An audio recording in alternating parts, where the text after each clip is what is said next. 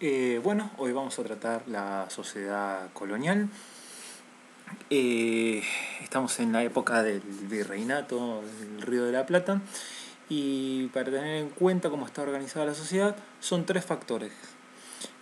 Está dividida por un lado, entre peninsulares y criollos. Después teníamos a los indígenas y esclavos y por último las castas. Los peninsulares son los españoles. Son los españoles que vienen de España y se ubican en el territorio del virreinato. Los criollos son aquellos que nacen aquí, en estas tierras. Los indígenas son aquellos... A ver, no son aquellos, sino son las poblaciones autóctonas. O sea, son las poblaciones de acá que fueron sometidas por los españoles. Los indígenas pagaban un tributo anual y trabajaban de forma temporaria o permanente. Trabajaban para los que tenían las tierras, los hacendados, los que tenían las plantaciones, para los que tenían las minas, sobre todo. Y después, los esclavos es la población negra traída de África, que no tenían derecho a nada, digamos, hacían trabajar, trabajar y trabajar. Y las castas es las mezclas que se dan dentro de la sociedad. Vas a tener a los mulatos, a los mestizos y a los zambos. Generalmente serán vendedores ambulantes, sirvientes, albañiles,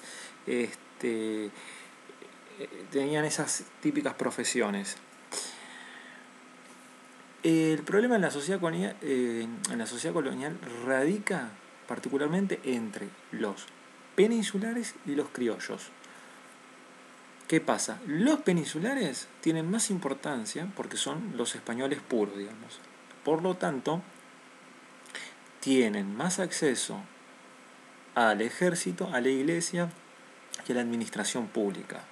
Los criollos esto lo veían mal. Es más, por la apertura económica que se dio con el Tratado de Libre Comercio, venían cada vez más españoles a trabajar acá y a hacer su vida en el virreinato. Entonces los criollos de acá lo veían mal eso, es más, lo consideraban como una segunda conquista. Todo esto más adelante va a promover también, más allá de los problemas que tiene España, esto va a promover los movimientos de independencia.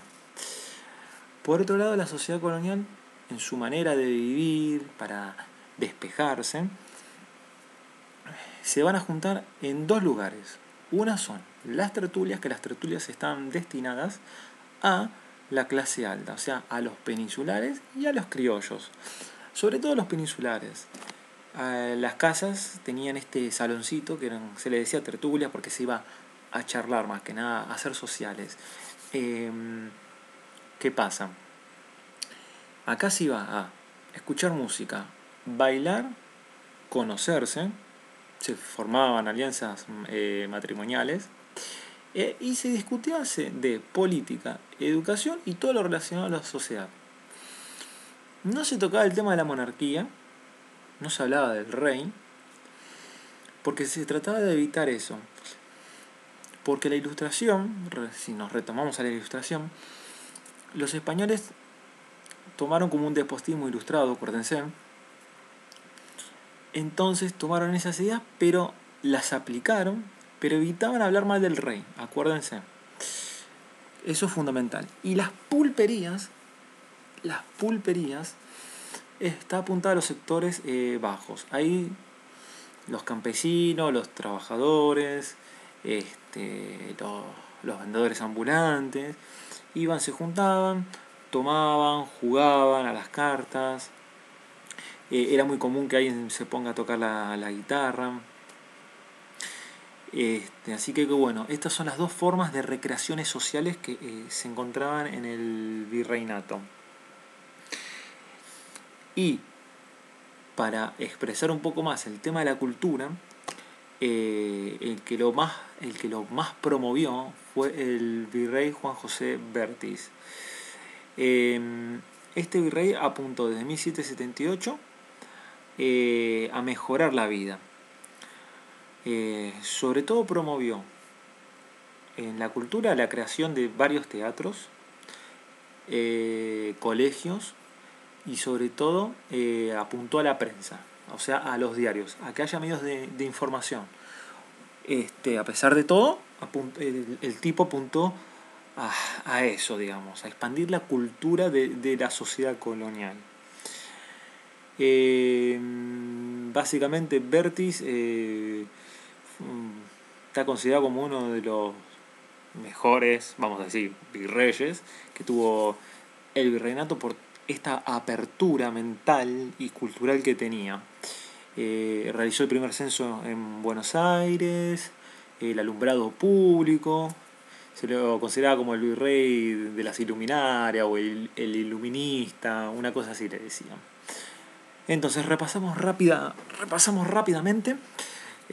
Sociedad colonial está dividida entre peninsulares y criollos como sector social principal, que entre ellos hay internas, los indígenas y los esclavos, y por último las castas o grupos sociales, mulatos, mestizos, ¿se entienden? Este periodo va a estar marcado por, como dije anteriormente, por la rivalidad entre peninsulares y criollos, porque los primeros tenían más acceso a cargos públicos que los segundos, y los segundos se veían como otra vez desplazados y como una segunda colonización.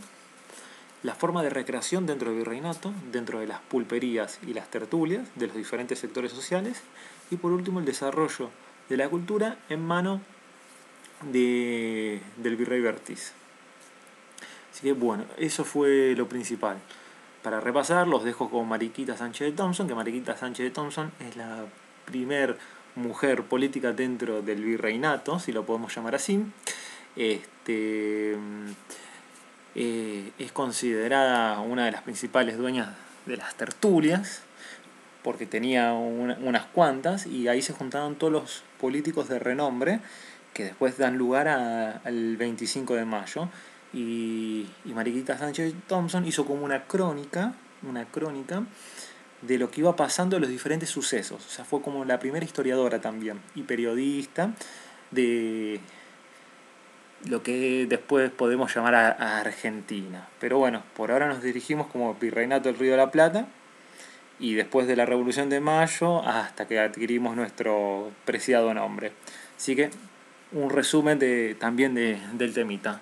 Los dejo, presten atención, como siempre. Observan, pausa y toman apuntes. Escuchen.